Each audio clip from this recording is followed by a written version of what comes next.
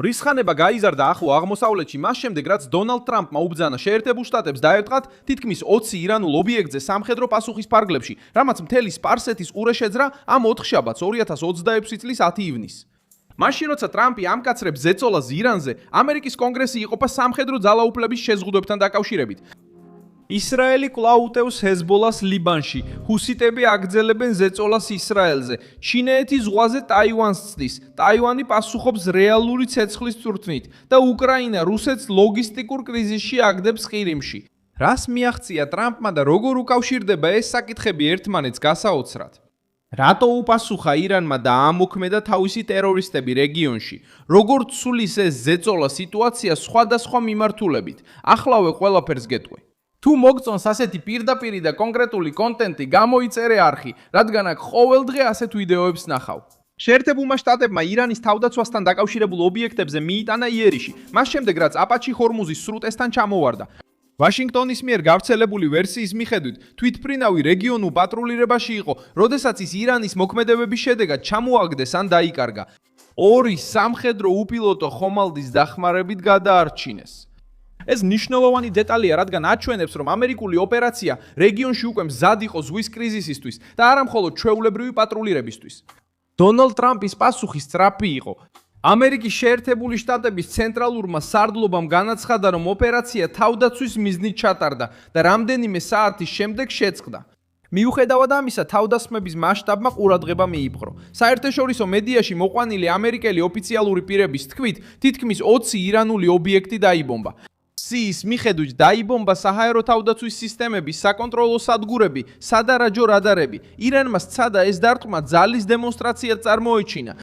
რევოლუციურმა გვარდიამ გამოაცხადა საპასუხო დარტყმები ამერიკის შეერთებული შტატების ბაზებზე ბარეინში, ქუვეითში და იორდანიაში. იორდანიამ ჩაჭრა ალ-აზრაკის ბაზაზე გაშვებული რაკეტები. ქუვეითმა განაცხადა, რომ მტრული საჰაერო სამიზნეები ჩაჭრა. ბარეინმაც ამოქმედა თავისი თავდაცვა. პირველი შეფასებების მიხედვით ამერიკულ ბაზებზე სერიოზული ზიანის დადასტურება არ ყოფილა, რამაც დაასუსტა ირანის გადამწყვეტი პასუხის ნარატივი. დონალდ ტრამპმა კიდევ უფრო გაზარდა ზეწოლა, როდესაც თქვა, რომ ირანს მოლაპარაკებებისთვის ძალიან დიდი დრო დასჭირდა და ეხლა ამის ფასს გადაიხდის. ამ ფრაზამ კრიზისი სხვა დონეზე გადაიყვანა, რადგან ეს მხოლოდ აპაჩიზე პასუხი არ იყო. ეს იყო პირდაპირი მოთხოვნა თეირანის ქცევაზე მოლაპარაკებების დროს. ამერიკის მთავრობა ცდილობდა შეენარჩუნებინა ბალანსი სამხედრო ზეწოლასა და დიპლომატიურ გახსნას შორის, მაგრამ ვერტმფრენზე თავდასხმამ დონალდ ტრამპს მისცა ნათელი გამართლება, ემოქმედა ახალი მოლაპარაკებების დაწყების გარეშე. პრობლემა ისაა, რომ ამ რეაქციამ ვაშინგტონშიც განხეთქილება გამოიწვია. კონგრესის ნაწილი ოპერაციას ლეგიტიმურ თვითდაცვად მიიჩნევს. კონგრესის მეორე ნაწილი შიშობს, რომ დონალდ ტრამპი სამხედრო კამპანიას ფართო ავტორიზაციის გარეშე აფართოვებს. დისკუსია ომის უფლებამოსილებებს ეხება, რადგან ჰორმუზის მახლობლად განხორციელებული თავდასხმები, მიუხედავად იმისა, რომ ისინი შეზღუდულად არის აღწერილი, შეიძლება პასუხებისა და საპასუხო ქმედებების ჯაჭვად გადაიდაიქცეს. ტრამპისთვის გზავნილი მარტივია. მარტივია თუ ირანი ამერიკელ სამხედროებს შეეხება, საკუთარ სტრუქტურებს დაკარგავს.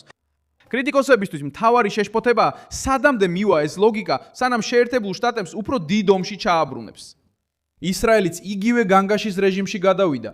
ლიბანის სამხრეთში ისრაელის თავდაცვის ძალებმა კვლავ დაარტყეს ჰეზბოლასთან დაკავშირებულ ტერიტორიებს, მათ შორის ტირის რეგიონს, სადაც კონფლიქტმა ახალი დაძაბულობა შეიძინა, გაიცა ევაკუაციის ბრძანებები და ლიბანელმა ოფიციალურმა პირებმა ახალი მსხვერპლი დაადასტურეს. ისრაელი აცხადებს, რომ ტერორისტულ ინფრასტრუქტურას ესხმის თავს. ჰეზბოლა ცდილობს სამოქალაქო ტერიტორიებზე დამალვას და იყენებს დრონებს ისრაელის ჯავშან ტექნიკის, სათვირთხოვლესტეროლი ტერიტორიის, სათვირთოებისა და პოზიციების დასასუსტებლად. ეს ის ნაწილია, რომელიც თეირანისთვის საფრთხეს ზრდის. მისი მოკავშირეები აგრძელებენ პარალელური ფრონტების გახსნას, მაგრამ ისრაელი აჩვენებს მზადყოფნას უპასუხოს მათ, ტრამპთან კრიზისის დაცხრომას არ დაელოდოს. ჰუსიტებიც ამ სათამაშო დაფაზე ჩნდებიან, როგორც ისრაელზე და საზღვაო მარშრუტებზე ზეწოლის გაგრძელება. ირანის მიერ მხარდაჭერილ ჯგუფს უკვე ჰქონდა გაშვებული რაკეტები ისრაელის მიმართულებით და ინარჩუნებს სტრატეგიას რეგიონში არასტაბილურობის შესაქმნელად. მიზანი არის დაღლა, გაძვირება და დაძაბულობის გავრცელება. მაგრამ პოლიტიკური ეფექტი შეიძლება უკუშედეგიც იყოს, რადგან ყოველი ახალი თავდასხმა აძლიერებს ტრამპისა და ისრაელის არგუმენტს, რომ ირანული ღერძი მხოლოდ ზეწოლას ესმის. ჩინეთმა ისარგებლა გლობალური დაძაბულობით, რათა გაეზარდა თავისი პროვოკაცია, უთანასწორობის სიახლოვეს. ჩინური გემები დაიწყეს მოქმედება კუნძულის აღმოსავლეთით. კითხავდნენ სავაჭრო ხომალდებს და ცდილობდნენ დაემტკიცებინათ იურისდიქცია წყლებში, რომელსაც ტაივანი უარყოფს როგორც ჩინეთის კონტროლის ზონას. ტაიპეიმ უპასუხა, რომ პეკინი იყენებს ყალბ სამართალდამცავ მოქმედებებს ძალაუფლების გასაფართოებლად და ნავიგაციის შესაშინებლად. კრიზისი პირდაპირ არ უკავშირდება აპაჩეს, მაგრამ იგივე სურათში ჯდება. მაშინ, როცა შეერთებული შტატები დაძაბულია ახლო აღმოსავლეთში, ჩინეთი აზიაში საზღვრებს ცდის. ტაივანი მხოლოდ პროტესტით არ დაკმაყოფილდა. ტაივანის ძალებმა ჩაატარეს ცეცხლოვანი წვრთნები, სადაც ჩინეთის დესანტის მცდელობაზე რეაგირებას ავარჯიშებდნენ. არტილერია, სარაკეტო და თავდაცვის დანაყოფები მოქმედებაში ჩართეს, რათა ეჩვენებინათ, რომ ტაიპეი არ აპირებს პეკინის საზღვაო ზეწოლას პასიურად უყუროს. შეტყობინება მკაცრი იყო გრძელი სიტყვების გარეშე. თუ ჩინეთი ცდილობს ზღვაში ფაქტის შექმნას, ტაივანი ამზადებს პასუხს, როგორც ხმელეთ-ცხელეთზე, ისე შიგნით. უკრაინის ომში რუსეთმაც მიიღო დარტყმების სერია, რაც შეესაბამება დასავლეთის მოწინააღმდეგე რეჟიმებზე ზეწოლის ატმოსფეროს. მოსკოვის მიერ კონტროლირებადი ყირიმი ბენზინის რაციონირებას დაექვემდებარა მას შემდეგ, რაც უკრაინა მომარაგების ხაზებზე იერიში მიიტანა. პრობლემა მხოლოდ სამოქალაქო მოსახლეობისთვის საწვავის დეფიციტი არ არის. მთავარი სენსიტიური საკითხი რუსული სამხედრო ლოგისტიკაა. საწვავის საბრძოლო მასალისა და ტრანსპორტის გარეშე ჯარები გაჩერებულები რჩებიან. არტილერია რიტმს კარდავს და გაძლიერება დაგვიანებით მოდის. ჩონარის ხიდი ამ კრიზისის ცენტრალურ ნაწილად იქცა. უკრაინულმა ძალებმა დაარტყეს იმ გზას, რომელიც ოკუპირებულ ყირიმს უკავშირებს უკრაინის სამხრეთში ოკუპირებულ ტერიტორიას, სწორედ იმ მარშრუტს, რომელსაც იყენებდნენ ჯარისკაცების საბრძოლო მასალისა და საწვავის გადასაადგილებლად. დარტყმამ ლოგისტიკური არტერია გადაჭრა და გაზარდა რუსეთის დამოკიდებულება უფრო მოწყვეტ მარშრუტებზე. როდესაც ასეთი ხიდი გამოდის მცხოვრიდან, რუსეთი მხოლოდ ბეტონს არ კარგავს. კარგავს დროს, კარგავს რეაგირების უნარს და კარგავს მომარაგების უსაფრთხოებას. კიმბურნის კოსის შემთხვევა უფრო ღრმა გამოფიტვის ნიშანია. უკრაინული წყაროების მიერ მოყვანილი ინფორმაცია მიუთითებს, რომ რუსეთი ამ ტერიტორიიდან გავიდა მომარაგების ნაკლებობის დანაკარგებისა და პოზიციების შენარჩუნების სირთულის გამო. თუნდაც ფრონტის ხაზი რუკაზე გიგანტურად არ იცვლებოდეს, უკანდახევას სიმბოლური და სამხედრო მნიშვნელობა აქვს. ეს არჩვენებს, რომ უკრაინის კამპანია ლოგისტიკის წინააღმდეგ არ არის რუსეთი. Ucraniana contra a logística não é barulho. როდესაც ჯარს მოუწევს ტერიტორიის დატოვება იმის გამო, რომ ვეღარ იღებს საკვებს, საბრძოლო მასალასა და საწვავს, თავდაცვითი ხაზი შიგნიდან იწყებს ლპობას. უკრაინამ ასევე გააფართოვა შორ მანძილზე შეტევები რუსეთის ტერიტორიაზე. დაზიანდა სამრეწველო და ენერგეტიკული ობიექტები, მათ შორის სამხედრო ქარხანა ჩებოქსარშარში, რომელიც დაკავშირებულია დრონებსა და რუსულ რაკეტებში გამოყენებულ კომპონენტებთან, ასევე ნავთობგადამამუშავებელი ქარხანა სამარის რეგიონში. ყველაზე მნიშვნელოვანი ის არის, რომ რუსეთი დაზიანდა ჯგუფის მიერ, ამიტომ რუსეთი ხდება დიდი სამხედრო სააგენტო, ამიტომ ლოგიკა ნათელია. თუ რუსეთი ბომბავს უკრაინულ ქალაქებს, უკრაინა მიზანში იღებს იმ მექანიზმს, რომელიც რუსულ საომარ მანქანას ამუშავებს.